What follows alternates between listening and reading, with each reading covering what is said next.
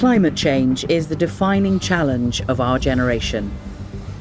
The greenhouse gases we pump into our atmosphere are heating the planet dangerously fast. Scientists warn that global temperatures must not rise by more than 1.5 degrees Celsius if we are to avoid the worst impacts of climate change.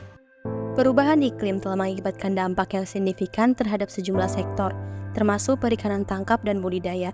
Dampak dari perubahan iklim di Indonesia bahkan memicu musim ikan yang tidak menentu, sehingga membuat produksi dan hasil tangkap menurun drastis. Tapi kalian tahu nggak sih apa itu perubahan iklim? Menurut Kementerian Lingkungan Hidup, perubahan iklim adalah berubahnya kondisi fisik atmosfer bumi antara lain suhu dan distribusi hujan yang membawa dampak luas terhadap berbagai sektor kehidupan manusia. Perubahan iklim dapat berupa perubahan dalam kondisi cuaca rata-rata atau perubahan dalam distribusi kejadian cuaca terhadap kondisi rata-ratanya. Dampak dari perubahan iklim akan menyebabkan pada dua hal, yaitu perubahan habitat serta punahnya spesies. Keberadaan kenaikan suhu di bumi, kenaikan batas air laut, terjadinya banjir dan badai sebagai akibat cuaca ekstrim akan membawa dampak perubahan besar terhadap kondisi habitat sebelumnya yang secara alami sebagai tempat tinggal berbagai spesies binatang, tumbuhan maupun organisme lain. Dampak perubahan habitat ini dapat mempengaruhi keberlangsungan hidup organisme yang selama ini bergantung pada habitat tersebut. Ancaman yang nyata ketika habitat rusak yaitu punahnya berbagai spesies yang tentunya akan mempengaruhi secara langsung pada ekosistem dan rantai makanan. Begitu halnya dengan ekosistem laut yang ada di Indonesia, yang mana dalam menghadapi fenomena perubahan iklim, sektor perikanan Indonesia diperkirakan akan terkena dampak buruk dalam beberapa tahun ke depan. Menurut Kementerian Kelautan dan Perikanan, dan ekonom senior World Bank memaparkan bahwa Laut Indonesia telah menghangat lebih dari 0, derajat Celcius dan akan terus menghangat dalam puluhan tahun ke depan.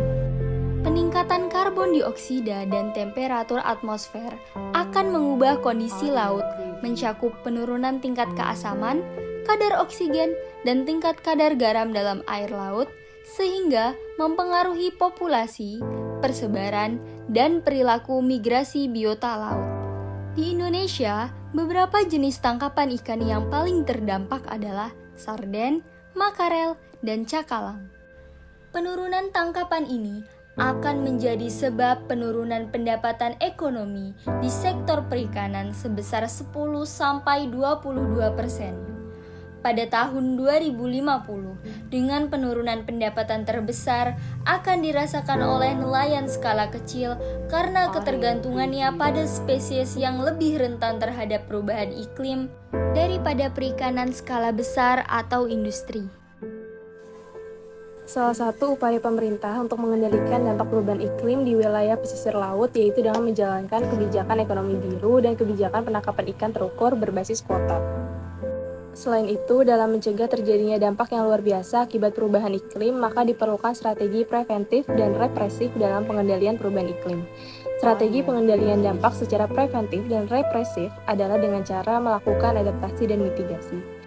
Adaptasi adalah respon terhadap stresor, berbeda dengan mitigasi yang melibatkan preempting tantangan dan mengambil langkah untuk menghindari ancaman seperti mengurangi emisi atau mengurangi dampak banjir dengan membangun tanggul.